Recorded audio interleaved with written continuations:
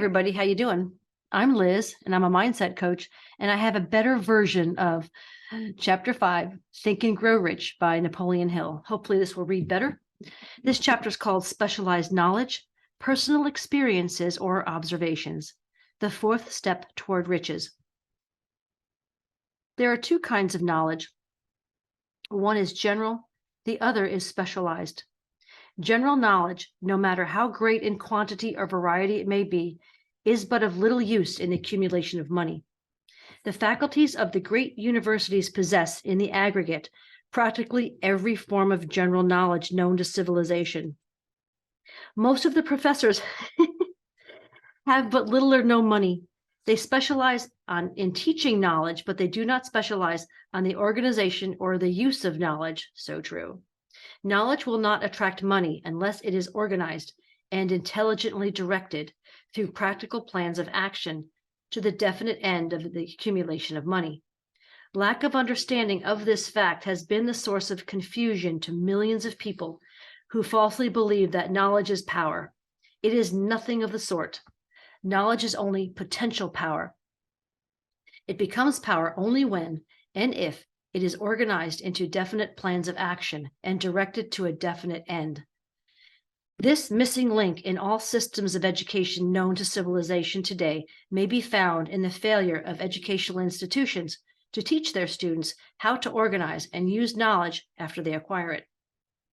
Many people make the mistake of assuming that because Henry Ford had but little schooling, he is not a man of education. Those who make this mistake do not know Henry Ford, nor do they understand the real meaning of the word educate.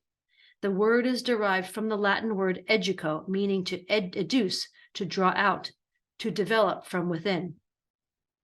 An educated man is not necessarily one who has an abundance of general or specialized knowledge. An educated man is one who has so developed the faculties of his mind that he may acquire anything he wants or its equivalent without violating the rights of others. Henry Ford comes well within the meaning of this definition. During the World War, a Chicago newspaper published certain editorials in which, among other statements, Henry Ford was called an, quote, ignorant pacifist, unquote. Mr. Ford objected to the statements and brought suit against the paper for libeling him.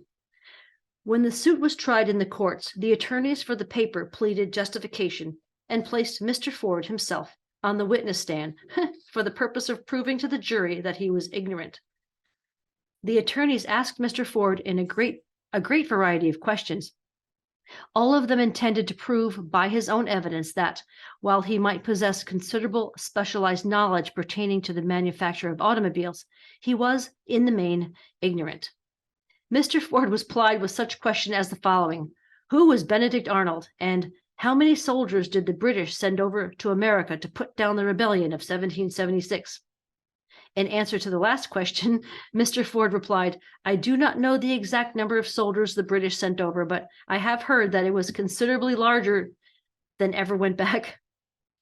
Finally, Mr. Ford became tired of this line of questioning, and in reply to a particularly offensive question, he leaned over, pointed his finger at the lawyer who had asked the question and said, if I should really want to answer the foolish question you have just asked, or any of the other questions you have been asking me, let me remind you that I have a row of electric push buttons on my desk, and by pushing the right button, I can summon to my aid men who can answer any question I desire to ask concerning the business to which I am devoting most of my efforts.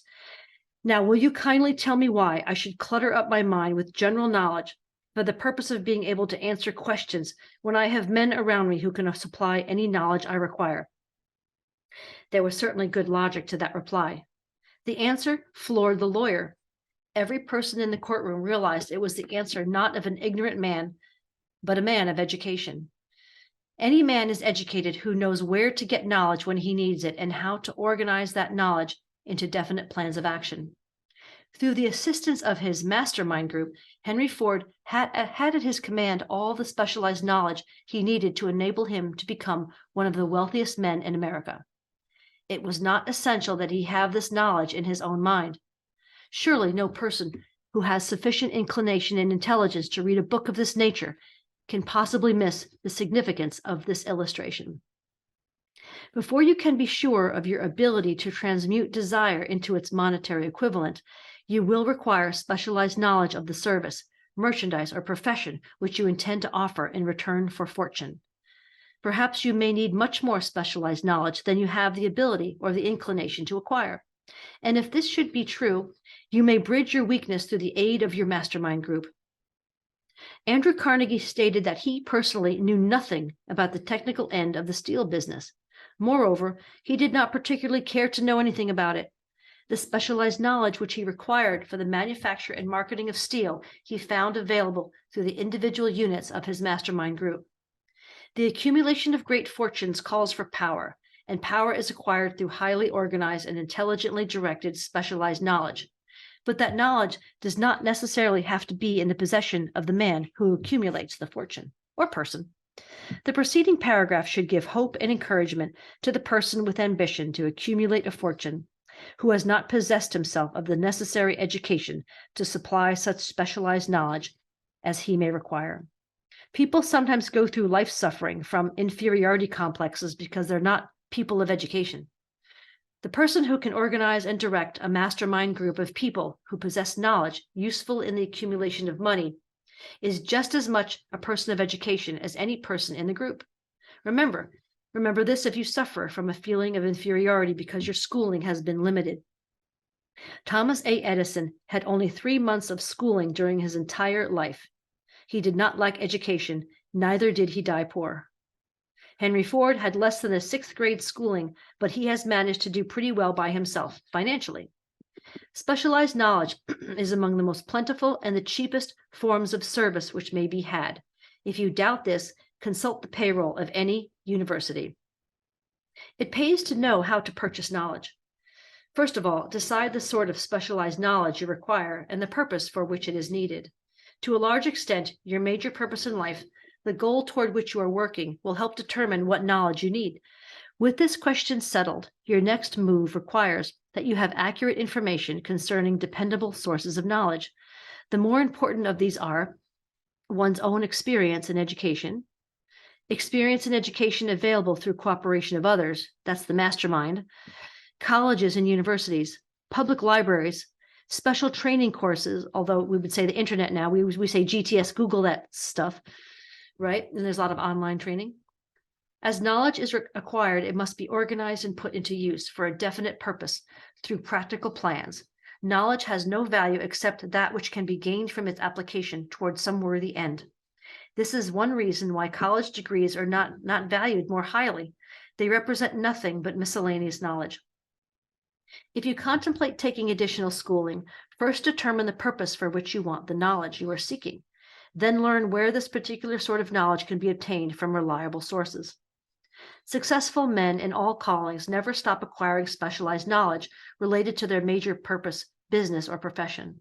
Those who are not successful usually make the mistake of believing that the knowledge acquiring period ends when one finishes school. So not true. The truth is that schooling does but little more than put one in the way of learning how to acquire practical knowledge. With this changed world, which began at the end of the economic collapse, came also astounding changes in educational requirements. The order of the day is specialization. This truth was emphasized by Robert P. Moore, Secretary of Appointments at Columbia University. Specialists most sought, particularly sought after by employing companies, candidates who have specialized in some field, business school graduates with training in accounting and statistics, engineers of all varieties, journalists, architects, chemists, and also outstanding leaders and active men of senior class. Oh, brother. The man who has been active on the campus, whose personality is such that he gets along with all kinds of people and has done an adequate job with his studies, has a most decided edge over the strictly academic student. Some of these, because of their all-around qualifications, have received several offers of position, a few of them as many as 6 positions. In departing from the conception of the straight A student, it was invariably the one to get the choice of the better jobs. I can't understand what that even says. All right. Okay, this is departing from the conception that the original straight A student was usually the one who'd get the job. Mr. Moore said that most companies look not only to academic records, but to activity records and personalities of the students. That's true. One of the largest industrial companies, the leader in the field, in writing to Mr. Moore concerning prospective seniors at the college, said, quote, "We are interested primarily in finding people who can make exceptional progress in management work. For this reason, we emphasize qualities of character, intelligence, and personality far more than specific educational background." Apprenticeship proposed. Proposing a system of apprenticing students in offices, stores, and industrial occupations during the summer vacations, Mr. Moore asserts that after the first 2 or 3 years of college, every student should be asked to choose a definite future course and call to a halt if he has merely pleasantly drifting without purpose through some unspecialized academic curriculum. Colleges and universities must face the practical consideration that all professions and occupations now demand specialists, he said, urging that educational institutions accept more direct responsibility for vocational guidance. One of the most reliable and practical sources of knowledge available to those who need specialized schooling is the night schools operated in most large cities, and of course the internet and online stuff now. The correspondence schools give specialized training anywhere in the U.S. and on all subjects that can be taught by the extension method. One advantage of home study training is the flexibility of the study program, which permits one to study during spare time. I mean, duh, right? Another stupendous advantage of home study training is the fact that most courses offered by home study schools carry with them generous privileges of consultation, which can be of priceless value to those needing specialized knowledge. No matter where you live, you can share the benefits. Anything acquired without effort and without cost is generally unappreciated and often discredited. Perhaps this is why we get so little from our marvelous opportunity in public schools. The self-discipline one receives from a definite program of specialized studies makes up, to some extent, for the wasted opportunity when knowledge was available without cost. Correspondence schools are highly organized business institutions. Their tuition fees are so low that they are forced to insist upon prompt payments. Being asked to pay, whether the student makes good grades or poor, has the effect of causing one to follow through with the course when he would otherwise drop it. The correspondence schools have not stressed this point sufficiently, for the truth is that their collection departments constitute the very finest sort of training on decision, promptness, action, and the habit of finishing that which one begins. I learned this from experience more than 25 years ago. I enrolled for a home study course in advertising. After completing 8 or 10 lessons, I stopped studying, but the school did not stop sending me bills. Moreover, it insisted upon payment whether I kept up my studies or not. I decided that if I had to pay for the course, which I had legally obligated myself to do, I should complete the lessons and get my money's worth. I felt at the time that the collection system of the school was somewhat too well organized, but I learned later in life that it was a valuable part of my training, for which no charge had been made. Being forced to pay, I went ahead and completed the course. Later in life, I discovered that the efficient collection system of that school had been worth much in the form of money earned because of the training in advertising I had so reluctantly taken. We have in this country what is said to be the greatest public school system in the world. We have invested fabulous sums for fine buildings. We have provided convenient transportation for children living in the rural districts, so they may attend the best schools. But there's one astounding weakness to this marvelous system. It's free. One of the strange things about human beings is that they value only what has a price. The free schools of America and the free public libraries do not impress people because they are free. This is the major reason why so many people find it necessary to acquire additional training after they quit school and get to work. It is also one of the major reasons why employers give greater consideration to employees who take home study courses. They've learned from experience that any person who has the ambition to give up part of his spare time to studying at home has in him those qualities which make for leadership. This recognition is not a charitable gesture. It is a sound business judgment on the part of the employers. There is one weakness in people for which there's no remedy. It is the universal weakness of lack of ambition. Persons, especially salaried people, who schedule their spare time to provide for home study, seldom remain at the bottom very long. Their action opens the way for the upward climb, removes many obstacles from their path, and gains the friendly interest of those who have the power to put them in the way of opportunity. The home study method of training is especially suited to the needs of employed people who find, after leaving school, that they must acquire additional specialized knowledge but cannot spare the time to go back to school. The changed economic conditions prevailing since the Depression have made it necessary for thousands of people to find additional or new sources of income. For the majority of these, the solution to their problem may be found only by acquiring specialized knowledge. Many will be forced to change their occupations entirely. When a merchant finds that a certain line of merchandise is not selling, he usually supplants it with another that is in demand. The person whose business is that of marketing personal services may also be an efficient merchant. If his services do not bring adequate returns in one occupation, he must change to another where broader opportunities are available. Stuart Austin Weir prepared himself as a construction engineer and followed this line of work until the Depression limited his market to where it did not give him the income he required. He took inventory of himself, decided to change his profession to law, went back to school, and took special courses by which he prepared himself as a corporate lawyer. Despite the fact the Depression had not ended, he completed his training, passed the bar exam, and quickly built a lucrative law practice in Dallas, Texas. In fact, he is turning away clients. Just to keep the record straight and to anticipate the alibis of those who will say, I couldn't go to school because I have a family to support, or I'm too old, I will add the information that Mr. Weir was past 40, whoa, so old, and married when he went back to school. Moreover, by carefully selecting highly specialized courses in colleges best prepared to teach the subjects chosen, Mr. Weir completed in 2 years the work for which the majority of law students require 4 years. It pays to know how to purchase knowledge. The person who stops studying merely because he has finished school is forever hopelessly doomed to mediocrity. No matter what may be his calling, the way of success is the way of continuous pursuit of knowledge. Let us consider a specific instance. During the Depression, a salesman in a grocery store found himself without a position. Having some bookkeeping experience, he took a special course in accounting, familiarized himself with all the latest bookkeeping and office equipment, and went into business for himself. Starting with the grocer for whom he had formerly worked, he made contracts with more than 100 small merchants to keep their books at a very nominal monthly fee. His idea was so practical that he soon found it necessary to set up a portable office and a light delivery truck, which he equipped with modern bookkeeping machinery. He now has a fleet of these bookkeeping offices on wheels and employs a large staff of assistants, thus providing small merchants with accounting service equal to the best that money can buy at a very nominal cost. Specialized knowledge plus imagination were the ingredients that went into this unique and successful business.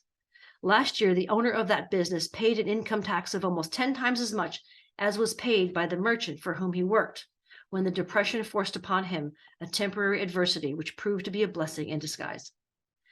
The beginning of this successful business was an idea. Inasmuch as I had the privilege of supplying the unemployed salesman with that idea, I now assume the further privilege of suggesting another idea which has within it the possibility of even greater income. Also, the possibility of rendering useful service to thousands of people who badly need the service. The idea was suggested by the salesman who gave up selling and went into the business of keeping books on a wholesale basis. When the plan was suggested as a solution of his unemployment problem, he quickly exclaimed, I like the idea, but I would not know how to turn it into cash. In other words, he complained that he would not know how to market his bookkeeping without knowledge after he acquired it.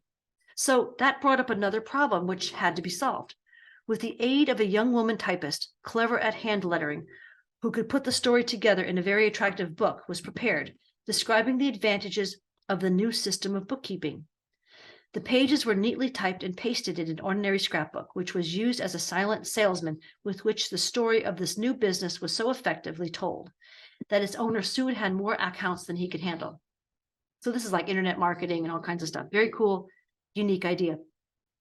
There are thousands of people all over the country who need the service of a merchandising specialist capable of preparing an attractive brief for use in marketing personal services. Website design, anyone?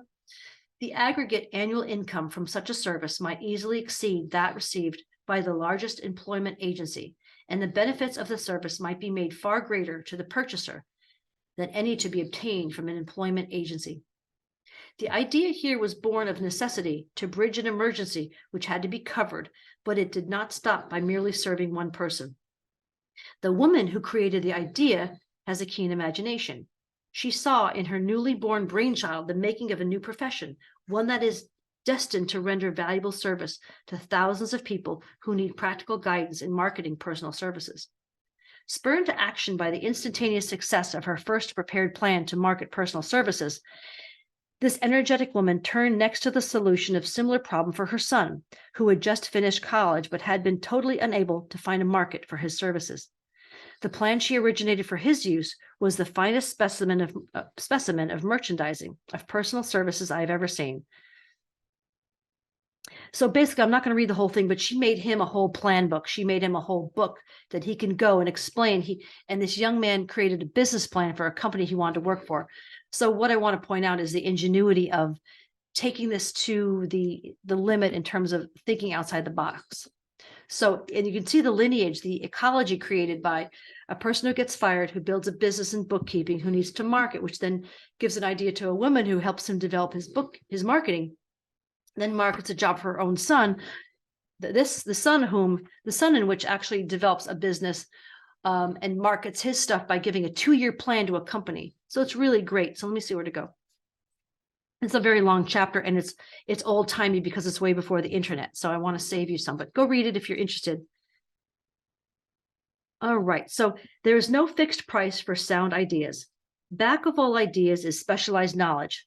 Unfortunately, for those who do not find riches in abundance, specialized knowledge is more abundant and more easily acquired than ideas. Because of this very truth, there is a universal demand and an ever-increasing opportunity for the person capable of helping men and women to sell their personal services advantageously. Capability means imagination, the one quality needed to combine specialized knowledge with ideas in the form of organized plans designed to yield riches. If you have imagination, this chapter may present you with an idea sufficient to serve as the beginning of the riches you desire. Remember, the idea is the main thing. Specialized knowledge may be found just around the corner, any corner. And with that, I'll leave this truncated chapter for you. It is super great to get that beautiful idea and have the burning obsession and figure it out by thinking outside the box. And I will also say it's very important to be a master in your craft. So whatever craft it is, I think it's good to continue educating yourself every night, learning. You can get lots of free resources, online classes, as you know. Take care, and I'll talk to you soon.